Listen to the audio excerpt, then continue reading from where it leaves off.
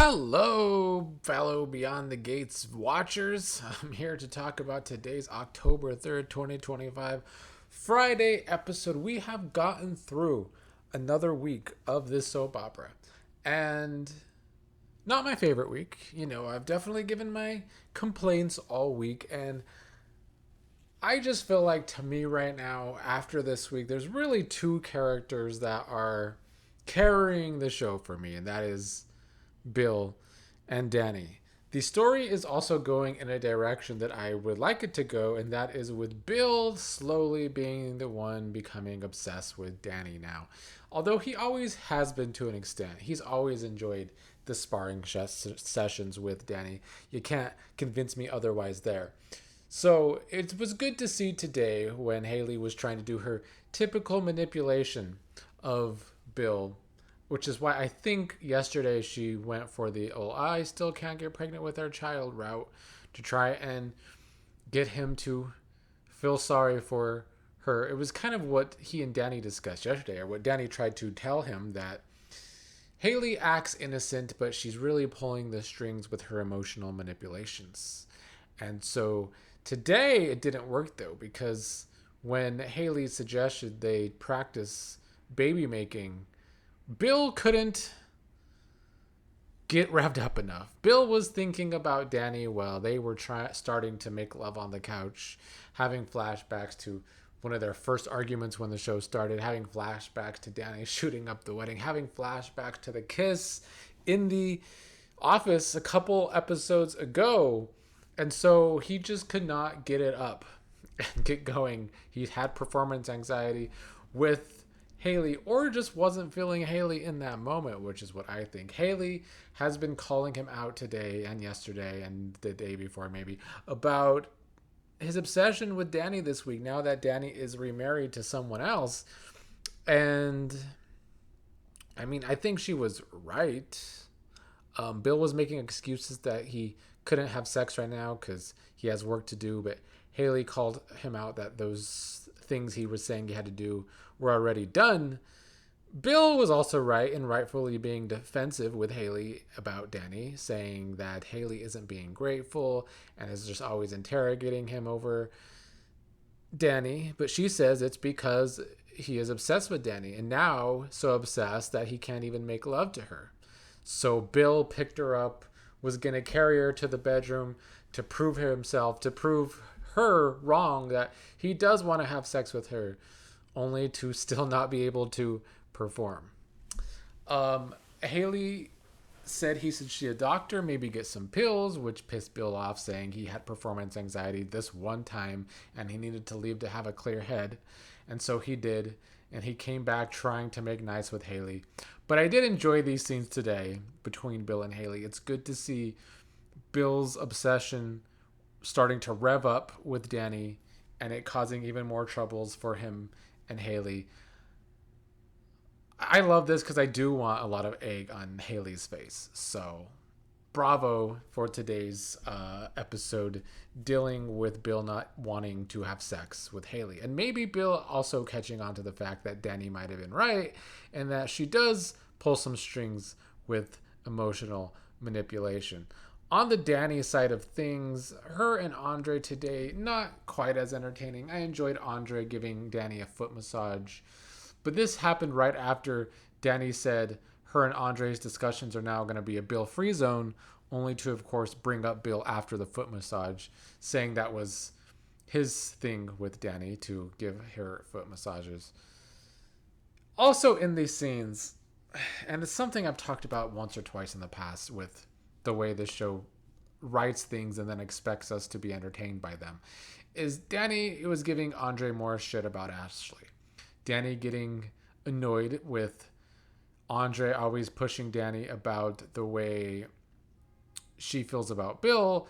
She threw it in his face the way he still feels about Ashley, calling Ashley unseasoned chicken. And it's true, Ashley is very much unseasoned chicken as a character. It's a great comparison. But the problem I have is that the show knows that she is unseasoned chicken, and they write her as unseasoned, but then they expect us to want to watch her on several episodes a week, expect us to be entertained by her and Derek when they're both just very boring, blah characters. So the show in the writing can see that the character is boring and unseasoned chicken, but still expects us to watch it. It doesn't make any sense to me. And I wish the show would fix the issue that is Ashley and Derek as characters. As like I said yesterday, the ratings lately, not great. And I actually do think Ashley, Derek, Andre have to play a pretty big part as to why it seems the ratings have slipped in recent months, because they've gotten more airtime over the past couple months. And we don't want it. I certainly don't. Now, this episode did seem to deal with sex. You know, some episodes sometimes on this show have themes throughout the episode. We saw it last week, I believe, with the wedding rings. Today it was about sex and different couples having their issues with sex, or, you know, sex leading to a possible pregnancy with Naomi. For Derek and Ashley, it was the fact that Derek can't feel his legs, but he still wanted to have some sex with Ashley. She didn't want him to push himself too hard. When they get to the bedroom, she's saying that he hasn't stopped being a man to her, but with Derek not being able to move his legs, it is making sex not so easy for them. I just still don't care. And it's going to be hard for me to care about this pregnancy with Naomi, but I mean, it's realistic. We have seen in the past Naomi and Jacob discuss babies, and Naomi has made it clear that since before they've gotten married, she doesn't want children. She is very focused on her career. So when she tells Jacob that she's pregnant, Jacob is excited, but she hasn't wanted kids this whole time. She hasn't changed her mind. Naomi is saying that it will hurt her job to try and carry a baby. It's going to stall her career, but it's not going to hurt his career because he's the man. He doesn't have to have the child, bear the child. Which is why he could be so excited and she's not, but also the fact that, you know, she doesn't want the baby in the first place. I do think that's very realistic. I didn't like how pushy Jacob was about how it's a good thing for them. Maybe she needs to reconsider if this has been their discussion since before they got married. I'm hoping Naomi sticks to her guns. I'm hoping she doesn't give in to Jacob wanting to be this father, feeling like they could have this fabulous family. I appreciated Naomi telling Jacob that he would make a fabulous father, but even though this news makes him happy, she is not happy with this news. So I don't know if we're going to have an abortion story on our hands, if Naomi is going to try and get an abortion or will get one. But I do feel like this is a realistic problem couples have, and sometimes one person wants a family, the other doesn't. Sometimes people are able to deal with that, sometimes they're not. Sometimes people give in, sometimes they don't. I don't know what direction they will go in, but for me, I am hoping that Naomi sticks to her guns and doesn't have the kid. And if that happens to cause problems for Naomi and Jacob, oh well, at least it's realistic. I know they're supposed to be our low-key, calmer, unproblematic couple on the show, but sometimes those couples need problems too. But I'm not interested in watching a pregnancy storyline in general. So I hope that doesn't get drawn out. And then lastly, we got Darnell, Vanessa, and Grandpa Gangster Joey. Darnell learned that Vanessa and Joey are business partners. And then Joey asked Darnell if he wanted to have a drink with him and his mother to take the edge off. And that was, you know, with the circumstances of Doug's death supposedly being because he drank too much, it seemed like a careless thing for Joey to say. And to me, that should have made Vanessa furious. But it didn't seem to at all. She questioned it, but they still had a drink with them. Darnell wanted his first drink to be with Doug, but now it can't be with his father. So Darnell's alleged first drink, even though he's 21 and in college, his alleged first drink was with, or maybe it's his first legal drink, I don't know, but it's now with Vanessa and Joey, and it was scotch, which is weird.